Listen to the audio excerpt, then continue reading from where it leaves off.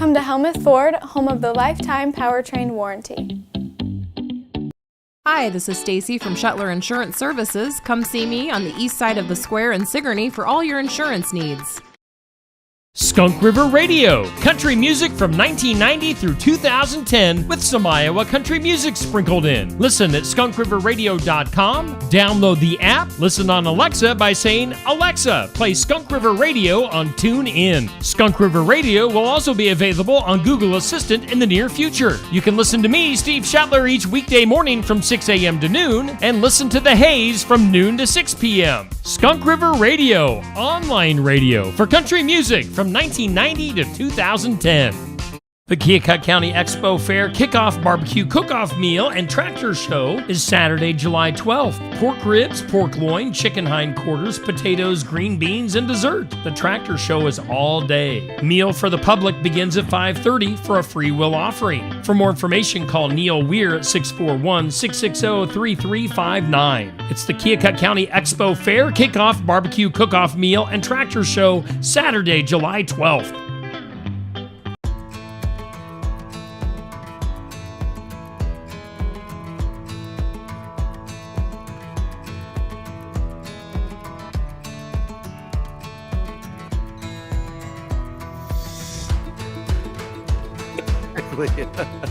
Grab a beer on the way out of church. I don't know. Yeah, exactly. Well, didn't have communion today, so we're gonna. Yeah. Oh man. Glass all the way up, please. Yeah. Did you guys raise some cane down there in small town then, being so small? Yeah, we did a lot of stupid things probably should have done.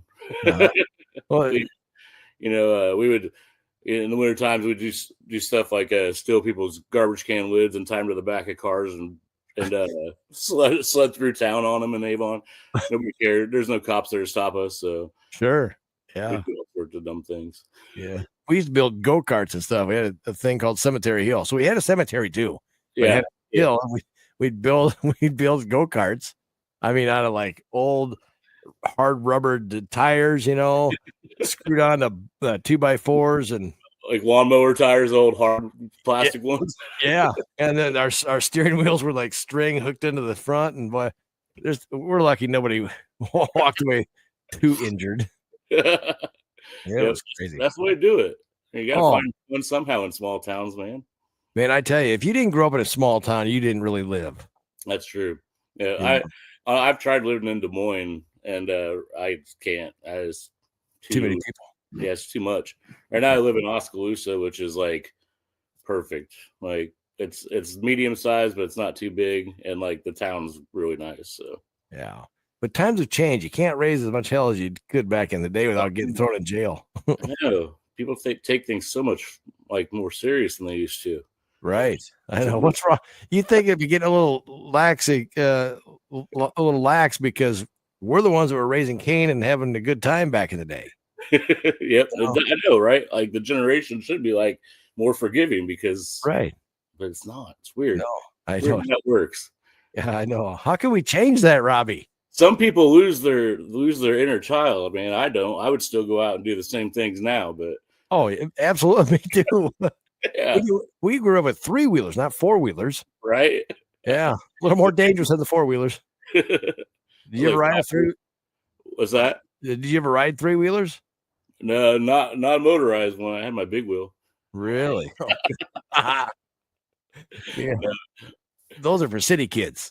No, I haven't ridden many like dirt bikes or anything like that. I rode a friend's dirt bike when I was about 11, and I ran it up a fence and like flipped it, and it was a wicked crash. And ever since then, I've just been like, I probably belong on 4 wheels. Right. We had my grandparents lived in a town, but it was like kind of in the country across the street from them. Mm-hmm. And so I had my motorcycle, he had a little mini bike or whatever. Big area, one big tree that was half chopped down, and we both come around that thing at the same time going, and we went, no kidding, we hit front wheel to front wheel. Oh no. I went over my handlebars of my motorcycle. He fell down. He's crying. I'm going, oh my God. So when I look up, the motorcycle's coming towards me. No helmets. No helmets. Helmets weren't a thing. No, Did. yeah, just made your head heavy. That's Yeah, all. exactly. Yeah. So I bent the forks in his motorcycle. Mine was fine. Yeah, No, yeah. I had a got off Yamaha. easy. Got off easy. Yeah. So, and I did get in trouble with the sheriff over there in Clear Lake too one time because he came around. Somebody called me in. I was driving around without, I was only like, I don't know, 14 years old. Yeah, Dad warned me, said, I'm not sticking up to you. I'm going to say you just took off and I didn't know where you went. you're on your own. Yep. And I was too. I was on my own. Dad did not. He goes, I told them boys not to go. So That's the best parenting you could do right there.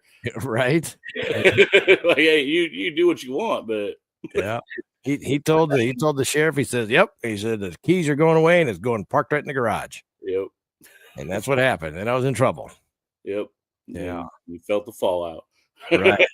I was fortunate. I never, hear stories about it. I could hear the belt today coming out of Dad's loops. All right. Yeah. Man, I remember it reminds me of a story. When I was a kid, I have a lot of siblings, and I was mad at one of my brothers and sisters, and they were standing in the doorway of the house, and I picked up a rock from the driveway and threw it at them, and they moved, and it shattered the window in the screen door, and I was like, oh no. And I ran to the backyard and I hid underneath my dad's car trailer. And I was there for like 2 hours just cowering, like 6 years old. And Dad comes home. He gets down. He's like, come on out. You're all right. I'm not mad. And I got out. He beat my butt.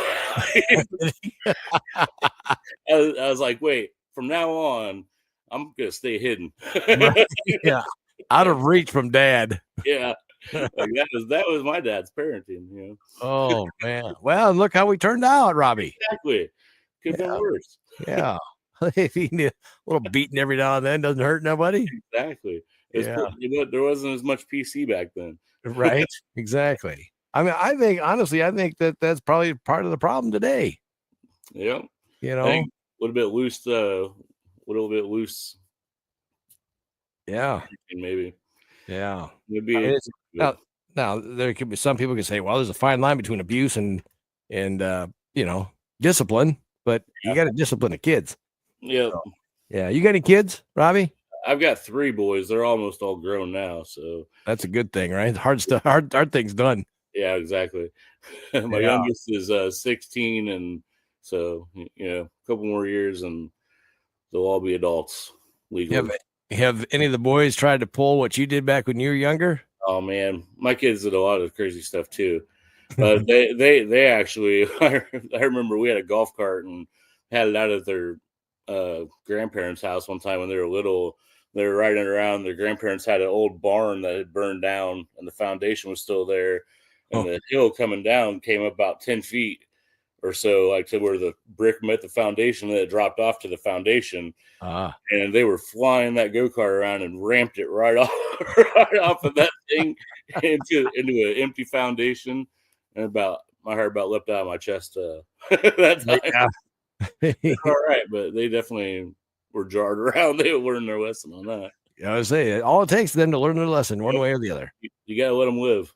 Yeah, exactly. I think that's true today still, that man. Absolutely. So, but it's not about parenting hour here, Robbie, but we got some damn good stories, don't we? I know, right? Yeah. So a little bit about this whole thing. Were you at the award show?